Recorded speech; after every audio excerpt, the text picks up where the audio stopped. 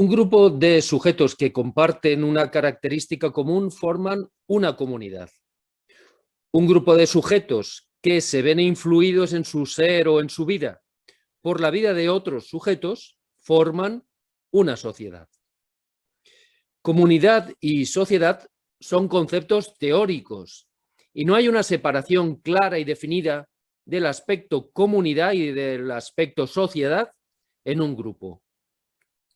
En algunas comunidades, el que un sujeto cambie no tiene ninguna influencia en el ser o en la vida de otro. Por ejemplo, en un conjunto de objetos de color rojo, que uno sea pintado de azul no cambia la realidad de los demás. Una comunidad de vecinos, en cambio, definidos por vivir todos en un mismo edificio, el que uno se encuentre mal y llore puede tener influencia en la vida de otro elemento cercano, alterado por el sonido, mientras que otro, más alejado, pues no perciba ninguna alteración. En las comunidades, la cercanía puede ser un factor de influencia entre elementos. Los sujetos cercanos entre sí tienen más posibilidades de afectarse uno al otro que sujetos más alejados. En las sociedades, los socios se ven alterados por el acontecer de la vida de los otros. Lo que no quiere decir que todo lo que haga un sujeto tenga influencia en la vida de sus socios. Las sociedades funcionan como simploqués. Los elementos de un grupo están conectados, pero no todo el tiempo ni en toda circunstancia. No todo lo que ocurre en uno tiene influencia perceptible en la vida y en el ser de los otros. A veces en las sociedades el aspecto espacial no tiene tanta importancia como en las comunidades. Un acreedor puede vivir a mucha distancia del deudor, pero los actos de éste pueden tener influencia en la posibilidad de poder compensar su deuda.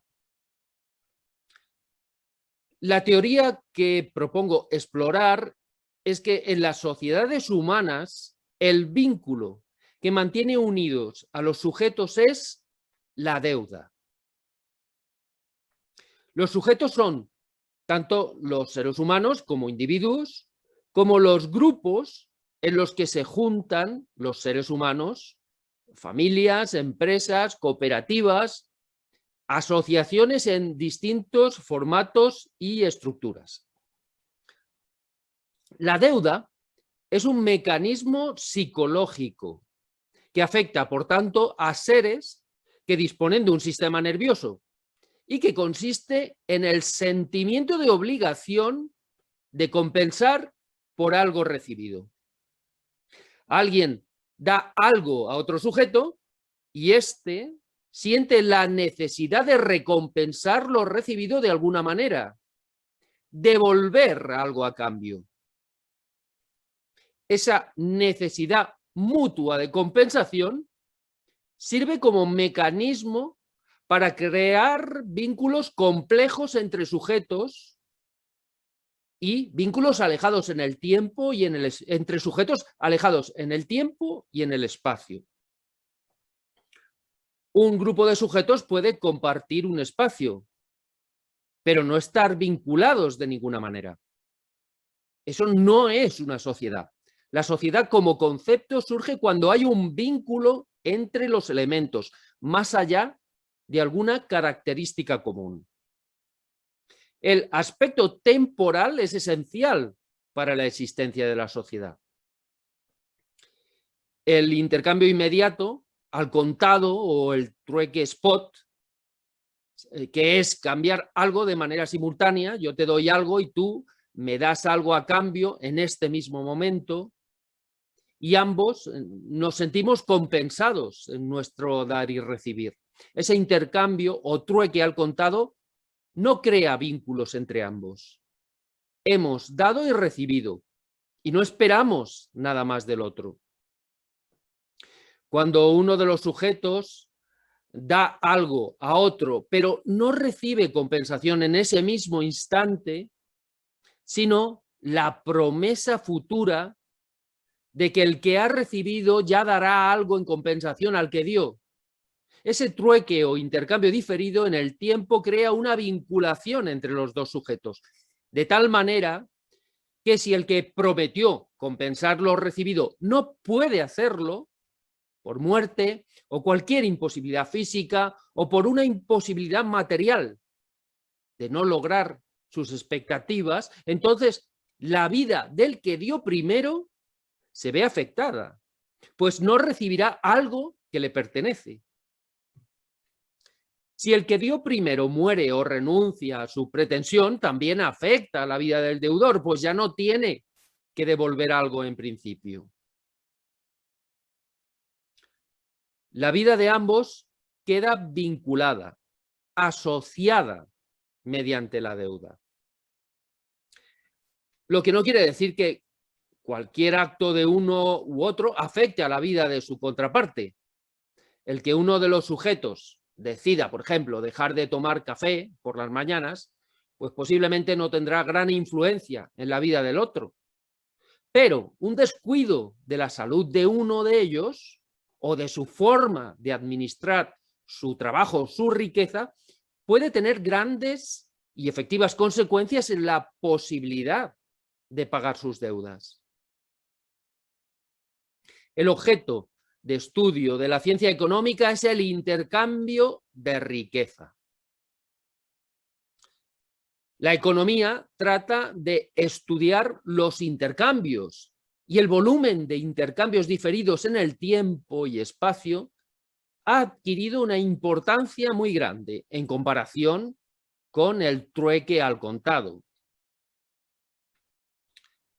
El ser humano es un animal social y los logros de la cooperación y el trabajo en equipo son muy superiores a los de la acción humana individual.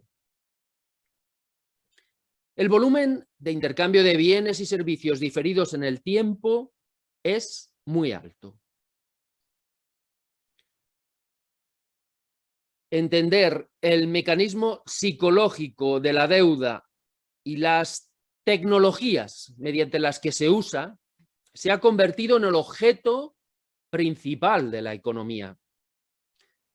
La tecnología principal de la deuda humana es el dinero como medio de pago, aunque tendremos que diferenciar bien los conceptos de medio de pago, dinero y moneda. Aunque existen mercancías que pueden actuar como dinero mercancía, a modo de trueque instantáneo, el dinero es principalmente deuda mutualizada.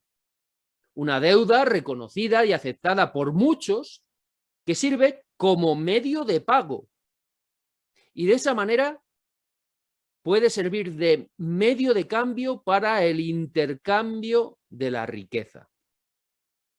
La deuda psicológica no solo es un mecanismo de intercambio diferido de riqueza, la deuda también puede implicar un intercambio de daño.